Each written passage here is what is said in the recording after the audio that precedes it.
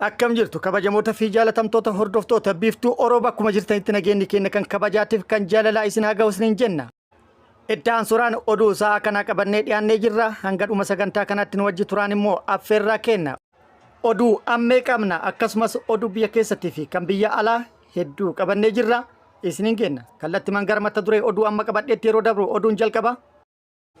Embaasiiwwanii fi qoonsilaawwan Itoophiyaa lammiilee Itoophiyaa hojiif gara biyya alaatti deeman mirgaa fi akkasumas nageenya isaanii eegsisaa akka hin jirre qorannoon tokko mirkaneeffadhe jedhee jira. Isiniin kenna. Oduun itti aanu mormiin ogeeyyoota fayyaa hospitaalota hojjettoota seektaroota biroollee makatuu jalqabee jira. Finfinneetti har'a hojjettoonni ol aanon mootummaa federaalaa hojii dhaabanii jiru akeekkachiisanii jiru. Barsiisonni Oromiyaallee guyyaa boru dhimma kanarratti mari'atuuf waamicha akka waliif taasisan dhagahamee jira. Kun akkuma jirutti ta'e mootummaan mormiin hojjettoota hospitaalota Itoophiyaa balbala balaa hamaa nutti bane jechuudhaan xooxeffatee jira. Oduun itti aanu oduu oolmaa Oromiyaati. Oduu oolmaa Oromiyaati lolli Oromiyaa keessatti gaggeeffamaa jiru akkuma itti fufetti jira. Waraanni bilisummaa Oromoo har'as bakkoota garaagaraatti haleellaa loltoota mootummaa irratti raawwateen injifannoo argadhe jedhee jira. Dabalata oduu kana isiniin kenna. Oduu biyya alaatiin oduu lola Hindii fi Paakistaan qabannee jirra. Isiniin kenna oduu kanneenii fi kan biroo wajjin guutuu oduu wajjin isin wajjin ka turu ani Bariisoo Ganamooti. Guutuun oduu akka itti aanu kanatti isiniif dhiyaata. Embaasiiwwanii fi qoonsilaawwan Itoophiyaa mirgaa fi nageenya lammiilee hojii biyya alaatti bobba'an eegsisaa akka hin jirre mirkanaa'amee jira. Bara kana keessa biyyoota gurguddatanii miti biyyoonnummaan xixiqqoon duraan maqaan lammii Itoophiyaa tokko yoo ka'u kabajantu yeroo ammaa kana dararaa garaagaraa lammiilee Itoophiyaa irratti raawwataa jira. Kan biraa hafuu sirna wayyaanee keessa mirgi lammii Itoophiyaa tokko kabajamaa ture.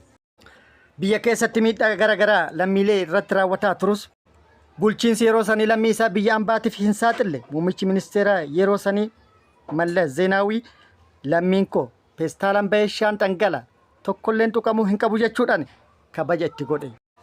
Yeroo sanitti rakkoon tokkolleen dararaan tokkolleen lammii tokko irratti hin dhaqqabu ture. Amma garuu sirna kana keessa lammiileen dalagataaf biyyoota garaagaraatti imalan dararaan garaagaraa akka irratti raawwatamaa jiru seeraan waan labsame fakkaata. Akka mammaaksi jedhe abbaa tuffatan malee dallaa hin sochoosan jedhamaa mire. Kun akkuma jirutti ta'e lammiileen hojiif biyya alaatti bobba'an reebichaa fi doorsisa isaanirra gahaa jiruuf embaasiiwwanii fi qoonsilaawwan Itoophiyaa mirgaa fi nageenya lammiilee isaanii kabachiisuu akka hin danda'in yookaan eegsisuu akka hin danda'in qorannoon tokko mirkaneessee jira. Kana qofaa miti dhimmi bobbaa biyya alaa malaammaltummaa fi hojmaata badaaf saaxilamuun himamee jira. Dhimma kanarratti koomishiniin naamusaa fi farra malaammaltummaa federaalaa ministeera hojii ogummaa dhimma bobbaa biyya alaa waliin marii taasisuu himee jira.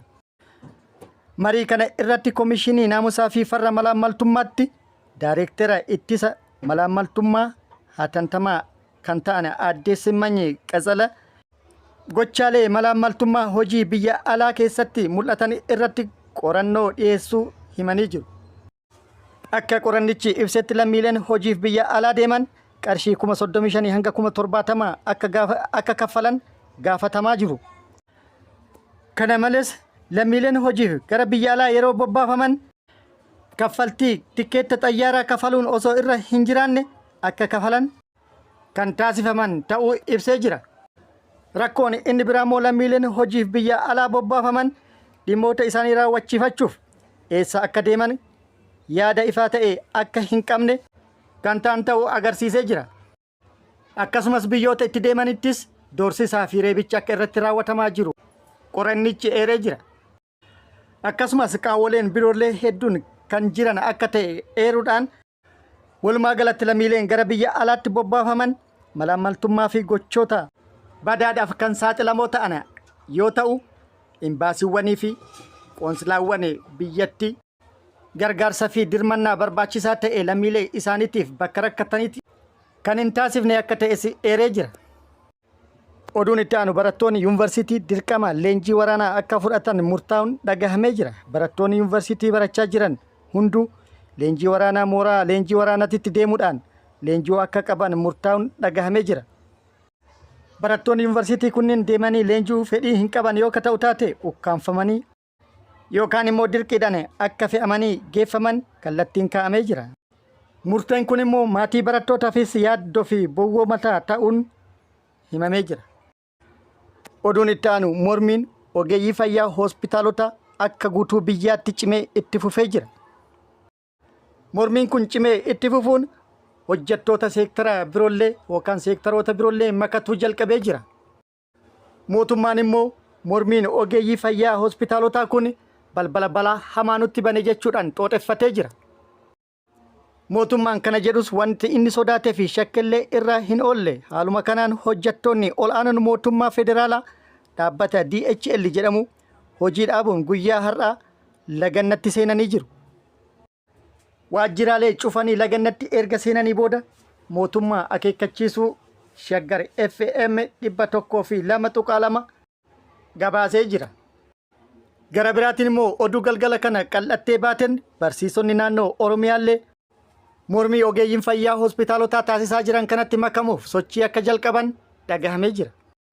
Akka naannoo Oromiyaatti barsiisonni guyyaa boru wal gahuudhaan dhimma kanarratti mari'atuuf erga mari'atanii booda immoo kallattii kaaduudhaan lagannaa hojiitti seenuu akka danda'an yookaan lagannaa hojii guyyaa 5 booda raawwatamu yookaan jalqabamutti makamuuf akka deeman tilmaamamee jira.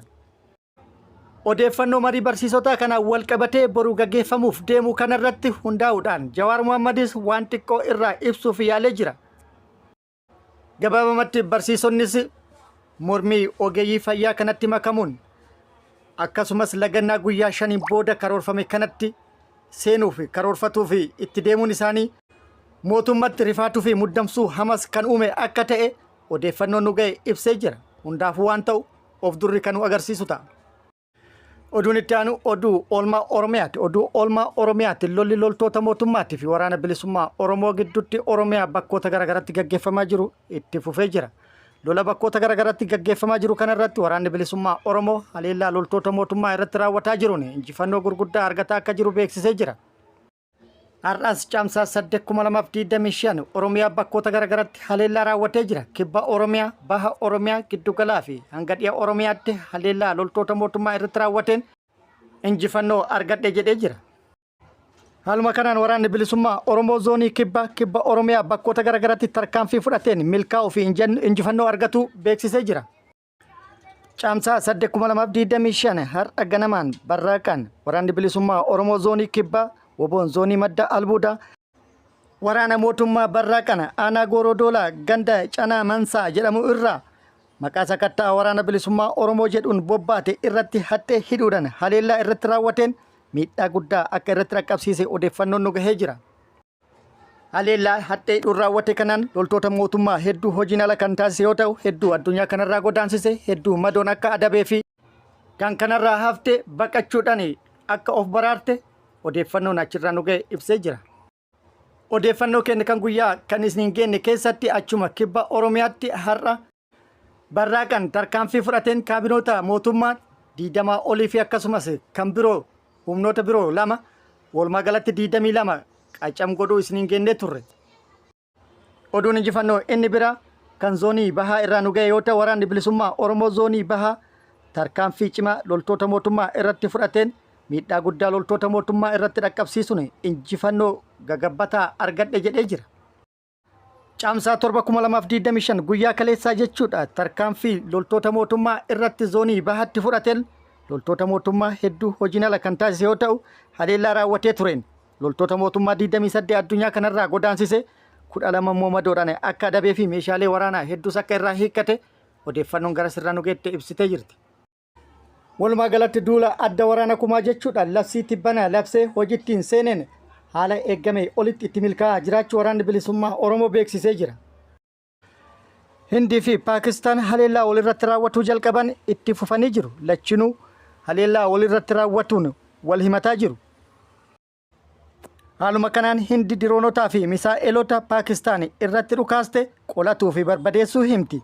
Hindi ibsa baaste kanaan roobii halkanii fi kamisa har'aa yaalii haleellaa Paakistaan buufataalee waraanaa lixa Hindii irratti argaman irratti haleellaa diroonotaa fi misaa'eelota raawwatte fashaleessuu himtee jirti. Fashaleessuu qofaa miti barbadeessa jettee jirti. Paakistaan illee gama isiitiin haleellaa Indiin irratti raawwatte qolatuudhaan diroonota Hindii 25 barbadeessuu himtee jirti. Akkasumas xayyaarota waraanaa Hindii haleellaa qilleensarraa raawwatuuf turan irratti haleellaa raawwatuun akka buuste himtee jirti. Hindiin immoo haleellaa xayyaarotaa fi diroonota isii irratti raawwatame jedhame kanaaf wanti jette hin jiru. Kun akkuma jirutti ta'ee biyyoonni garaagaraa waldhabdee kana tasgabbeessuu fi sochii jalqabanii jiru. Haaluma kanaan Saawud Arabiyaa, Iraanii fi biyyoonni biroollee gama Hinditti imaluudhaan marii gaggeessaa kan jiran akka ta'es himamee jira.